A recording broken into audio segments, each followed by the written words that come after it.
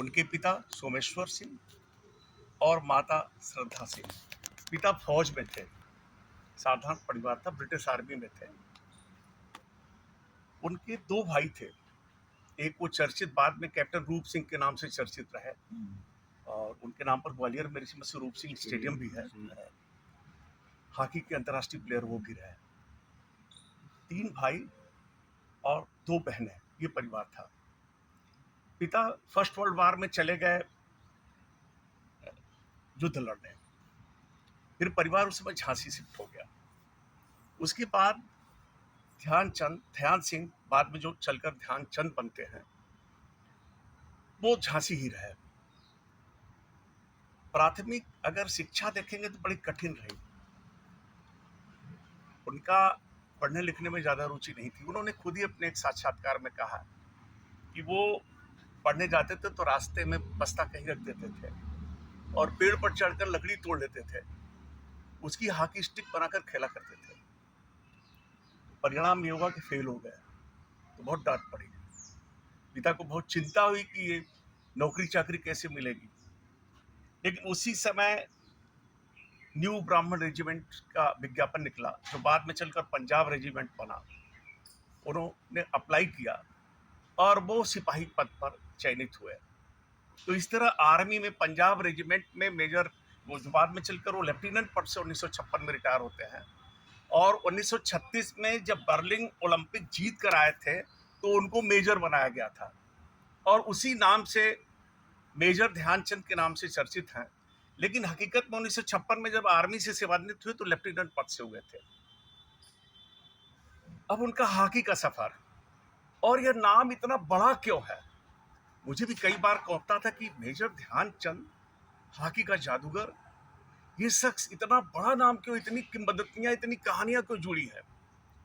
असल में भारत में हॉकी का जो अंतर्राष्ट्रीय सफर है वो 1926 से शुरू हुआ। पहला अंतर्राष्ट्रीय टूर हुआ था 1926 में, न्यूजीलैंड का दौरा, और उसमें मेजर ध्यानचंद थे उस टीम में। मतलब ध्यानचंद के अंतर्राष्ट्रीय दौरे के साथ भारत का हॉकी सफर शुरू हुआ। हॉकी का इतिहास ही शुरू होता है। ये असल में ये ब्रिटिश गेम है, ये अपने यहाँ का गेम नहीं, भले हम लोग राष्ट्रीय खेल कहते हैं। ये 1527 में स्कॉटलैंड, जो ब्रिटेन का भाग, 4 देशों का संकुल है, उसमें एक स्कॉटलैंड है, वहाँ इसका जन्म हुआ था। हॉकी, उसको हॉकी कहते थे, लकड़ी की स्टिक बना खेला करते थे। अंग्रेजों ने भारत में 1850 में इंट्रोड्यूस किया। सबसे पहले अंग्रेजों ने, क्रिकेट भी उन्हीं की देन है, आर्मी में ले आया। 1855 में पहला क्लब कलकत्ता में बना। कलकत्ता राजधानी थी, स्वाभाविक है, बंगाल क्लब बना और कलकत्ता में इंफ्रास्ट्रक्चर अच्छा डेवलप हो गया। तो सारा जो टीमों का चयन इत्यादि होता था कलकत्ता से होता था। तो 1926 में 2 घटनाएं घटी। एक तो भारत का, मतलब भारतीय ओलंपिक जो संघ था उसका गठन हुआ, फेडरेशन का गठन हुआ, और दूसरा पहला मैच, ये ट्रिप, अंतर्राष्ट्रीय ट्रिप शुरू हुआ। न्यूजीलैंड गए। आपको हैरत होगी जान करके कि 21 मैच खेले गए, 18 जीते, 2 ड्रा है, 1 हारे थे। पूरे न्यूजीलैंड में धूम मचा दी। 64 गोल किए, 50 अकेले ध्यानचंद ने किया और एक भी गोल नहीं खाया। मतलब उनका युग में आश्चर्यचकित हो गया उनके बारे में पढ़ने के बाद, सुनने के बाद में। लोगों के इंटरव्यू सुने हमने, कईयों के सुने। उस तबके का एक तरफा सारे मैच थे। 1926 के न्यूजीलैंड दौरे से जब लौट कर आए हैं, हीरो बनकर उभरे। फिर 28 में एम्स्टर्डम, हॉलैंड में पहला ओलंपिक हुआ।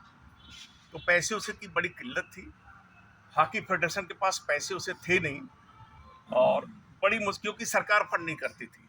आज तो सरकार बजट देती है, उस समय सरकार फंड नहीं करती थी। बड़ी मुश्किल से ये निर्णय हुआ कि जाना है, और उसमें ये हुआ कि आप लोग रास्ते में जहाँ जहाँ शिप रुकेगी वहाँ प्रदर्शन मैच भी खेलेंगे, और उसका जो पैसा आएगा वो पैसा इसमें खर्च में शामिल किया जाएगा। ये स्थिति थी, सोचिए।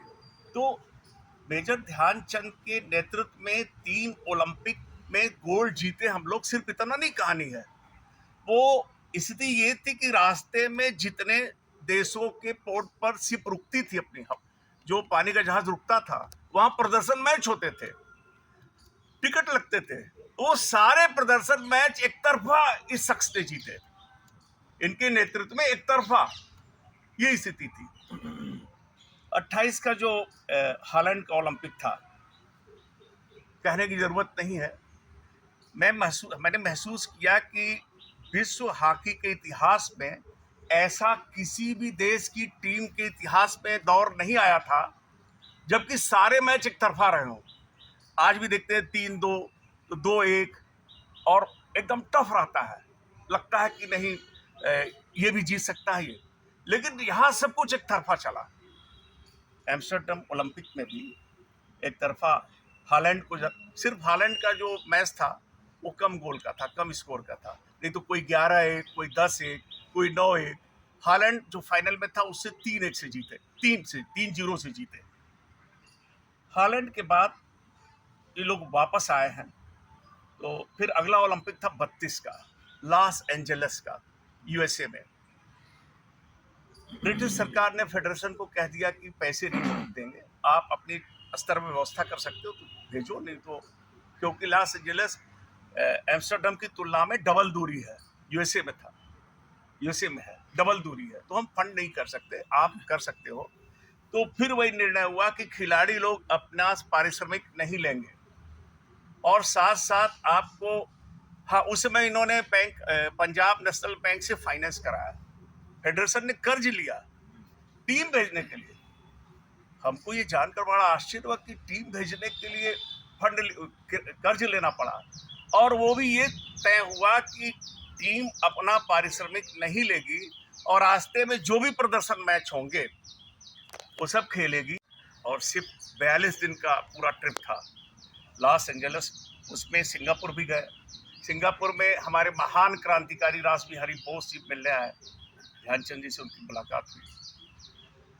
और टोक्यो गए, कुछ इनके साथ विलक्षण किंवदंतियां जुड़ी हुई हैं, हम उसको सब एक साथ बताएंगे। टोक्यो में इनके साथ क्या घटना घटी थी, लंदन में जब वो खेल रहे थे, क्योंकि हर पोर्ट पर मैच इनके होते थे और कोई भी ऐसा मैच नहीं रहा जिसको एक तरफा इस शख्स ने अपने नेतृत्व में नहीं जीता, और उनको जादूगर क्यों कहते हैं इस पर भी आएंगे।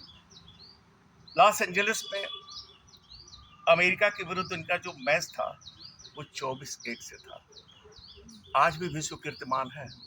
किसी भी टीम को इतने ज्यादा अंतर से कभी नहीं हराया गया।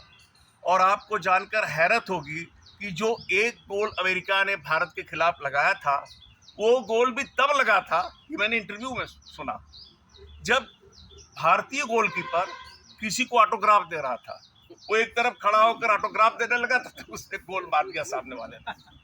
तो आज भी कीर्तिमान है। आप उससे अंदाजा लगा सकते कितना दबदबा था और कितना सब कुछ एक तरफा था।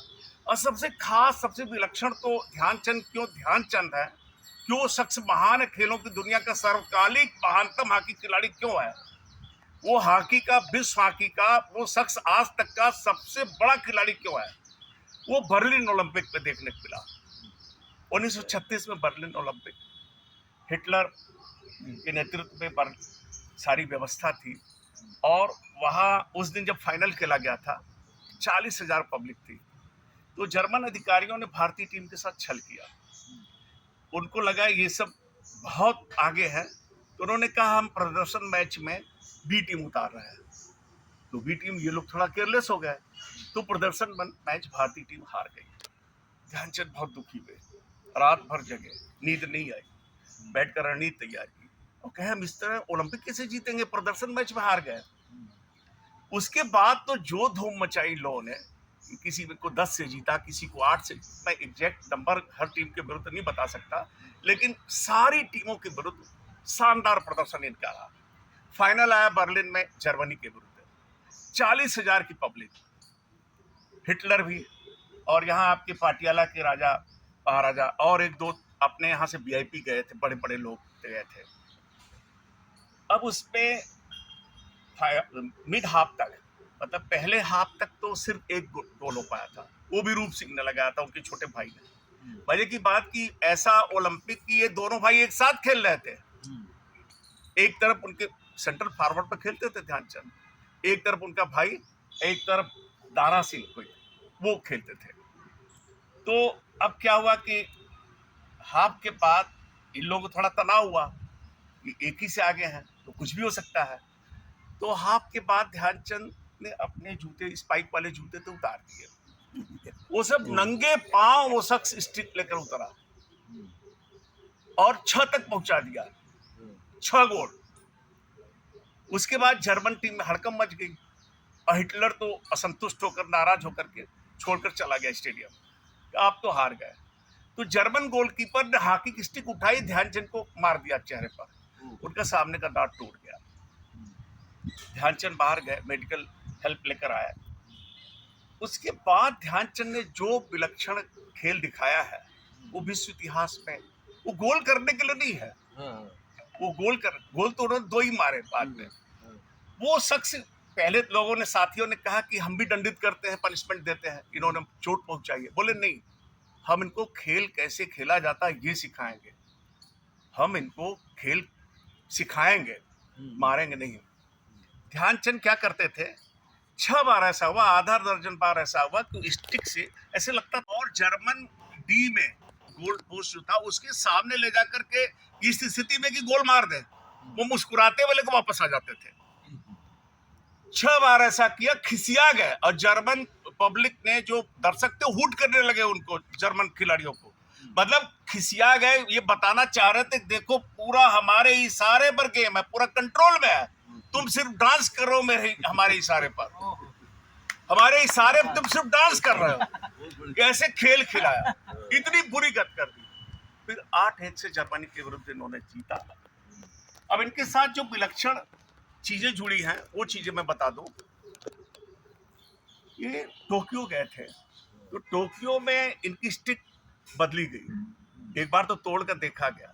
लोगों को असल में शंका ये थी कि इनकी स्टिक में कुछ मैग्नेटिक कैरी लगा है, जिसके कारण गेंद चिपक जाती है, क्योंकि गेंद एकदम स्टिक से लगकर चलती थी।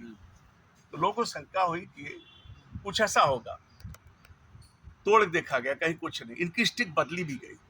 और सबसे विलक्षण चीज हमको महसूस समझ में आया, ब्रिटेन में रॉयल परिवार की कोई लेडी थी, वो हाफ में आई, आगे आई, उसके हाथ में एक बंद छाता था, और उसने कहा कि तुम तो जादूगर हो, अंग्रेजी में उसने कहा तुम तो जादूगर हो, और तुम तो ये बंद छाते से भी खेल सकते हो। तो ध्यानचंद ने अनदेखा किया, ऐसे ही मजाक कर रही है।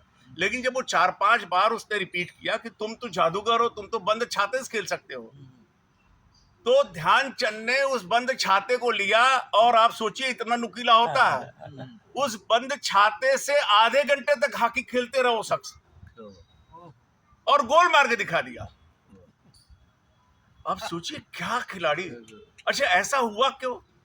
उसका कारण था, ध्यानचंद बचपन से ही वो शख्स लकड़ी तोड़ लेते थे, स्टिक बना लिया, और चांदनी रात में वो प्रैक्टिस करते रहते थे, अकेले मैदान में पहुंच के चांदनी रात में प्रैक्टिस करते रहते थे। उनका नाम भी, उनके जो गुरु थे बाले तिवारी, मेजर थे आर्मी में, पंजाब रेजिमेंट में वो मेजर थे, उन्होंने ये कहकर उनका नाम ध्यान सिंह से ध्यानचंद किया था कि तुम तो जैसे गगन में चंद्रमा चमकता है, उसी तरह तुम तो हॉकी के गगन में चंद्रमा की तरह चमकोगे, तुमको आज से ध्यानचंद बोलेंगे। तो उनका नाम ध्यान सिंह के ध्यानचंद पड़ गया, उसके बाद ध्यानचंद रहा।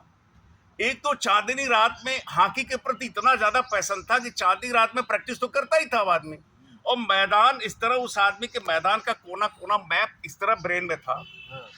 वो तो ऐसा शख्स था कि पीछे से मुड़ के मार दे, मतलब पीछे मुड़कर बिना देखे मार दे, पहुंच जाए कहां पास देना है। इतना विलक्षण, इतना बड़ा जीनियस है। तो प्रैक्टिस चूंकि उन्होंने किया था, मुझे तो ये लगता है कि यद्यपि उनको सिर्फ पद्म भूषण दिया गया है, उनको भारत रत्न नहीं मिला, इवन पद्म विभूषण भी नहीं दिया गया है।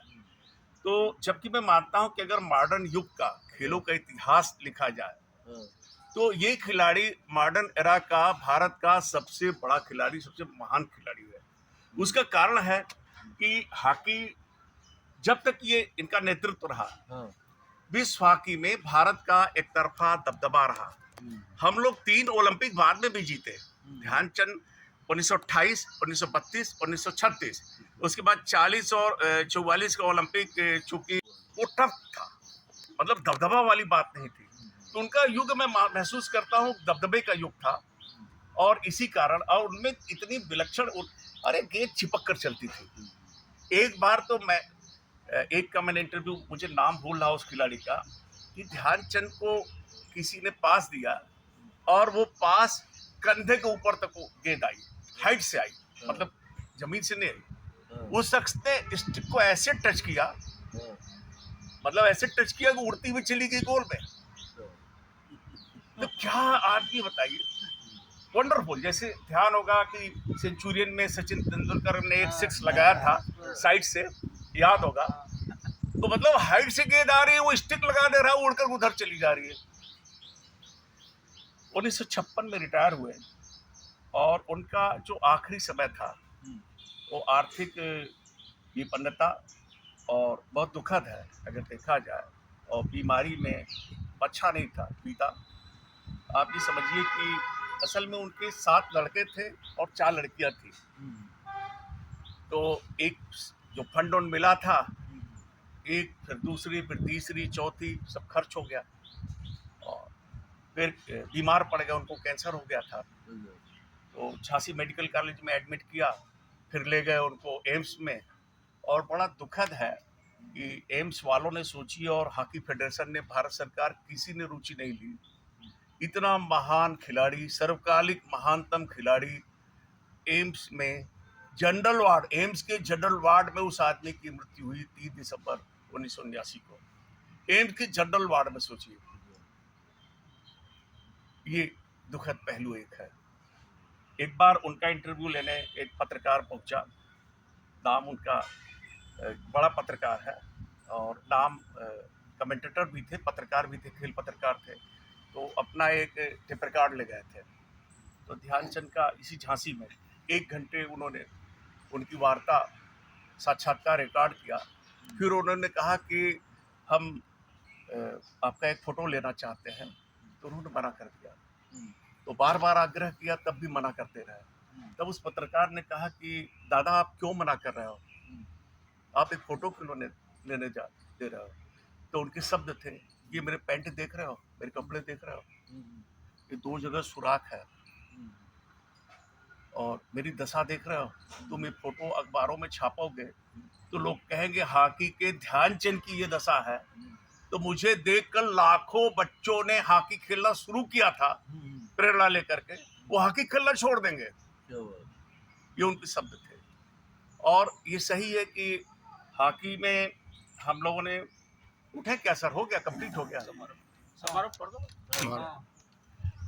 तो इस तरह वो खिलाड़ी वाकई में विश्व हॉकी के सर्वश्रेष्ठ खिलाड़ी रहे, और उन्हें हमने जो सम्मान उन्हें दिया जाना चाहिए, वो सम्मान हमारी सरकारों ने, हमारे फेडरेशन ने उचित सम्मान नहीं दिया। इसको महसूस होता है, अंदर से होता है। जय हिंद, जय भारत।